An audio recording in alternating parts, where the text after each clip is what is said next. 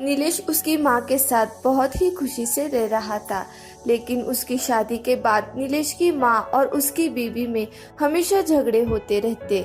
उसकी माँ का रहन सहन बहुत ही साधारण और उसके विचार भी पुराने थे।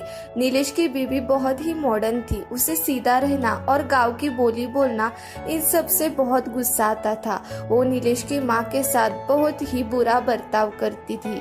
इन सब में नीलेश अब बहुत ही अस्थिर हो गया था, क्योंकि वह अपनी माँ से और बीवी से बहुत प्यार करता था।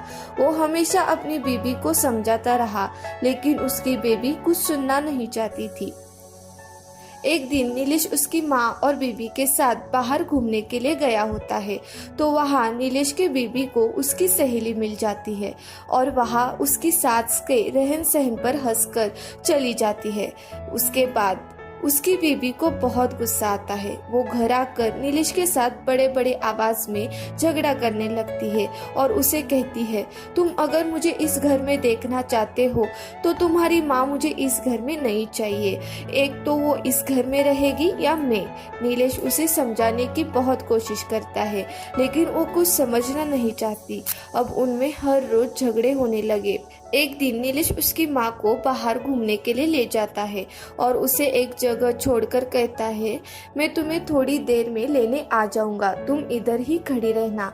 उसकी माँ नीलेश की राह देखते उधर ही खड़ी रहती है, लेकिन नीलेश वापस नहीं आता। पूरा दिन उसकी माँ उधर ही खड़ी रहती है।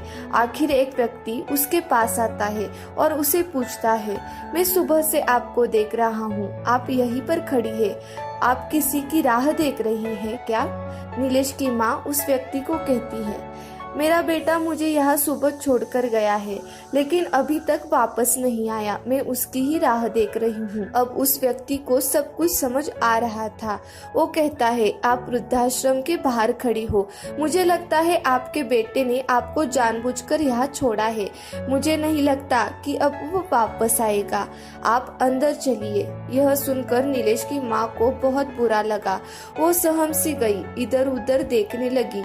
उसकी आंख में पानी आ गया। उसका बेटा आ जाएगा, इसी आशा से वह हर रोज गेट पर खड़ी रहकर राह देखती।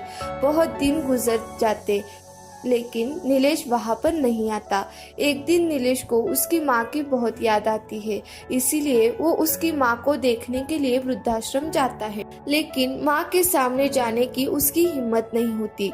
इसीलिए वो अपनी माँ को बाहर से ही देखने लगता है।